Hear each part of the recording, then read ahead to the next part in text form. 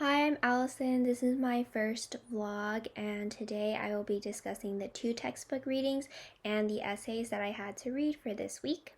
So the first textbook reading was Chapter 2 on Rhetorical Acts, and it really was talking about how to analyze rhetorical acts, and it walked through the 7 steps that a person should go through in order to analyze rhetorical acts. The first one being purpose, the second one being audience, the third one being persona, the fourth one being tone, the fifth one being the evidence that is used, the sixth being the structure of the text, and the seventh would be the strategies used to persuade the reader. And it pretty much just talked about this chapter, just kind of wanted us to see how rhetorical acts are and how we can deeply analyze each and every text that we go through so that we know what they are and that we don't fall into consumerism. The second textbook that we read was Reading Popular Culture, and it was chapter 1, and it was discussing a lot on how capitalism is persuading society.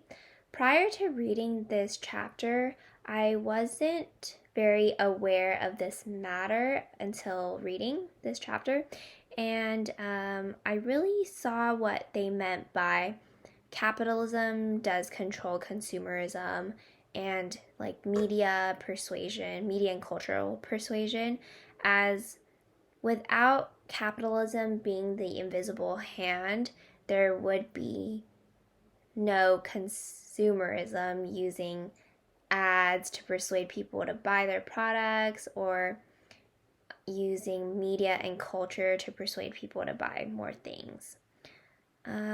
And then the readings that we were assigned to read, the first one was Overselling Capitalism.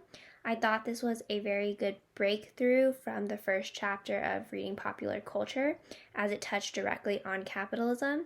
And I did enjoy seeing their perspective on how they think capitalism is disastrous and how it creates this illusion for society that things should be like people should buy things that are of name brand, and that creates this illusion that what I want is what society needs and vice versa. And it then creates like consumerism and desire to buy all these name brand things is pretty impractical because buying name brand things is unnecessary essentially. And so, yeah, capitalism creates this whole illusion that creates that brands are the necessity when in reality they aren't.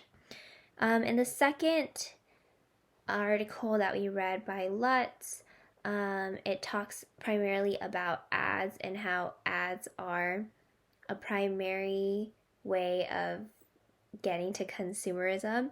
So, with the ads, he says that the public is generally very persuaded by ads, and then that leads to ideal consumers, and at the end of the day, everything just benefits capitalism. For the toys article, I thought that one was actually really interesting to know that toys are set in place to persuade or to prepare children for adulthood, and that certain materials used for toys are different approaches to how children will see adulthood. So yeah, I did not know that a lot of companies purposely use cheap and not sustainable materials so that children can be more prepared for their adulthood.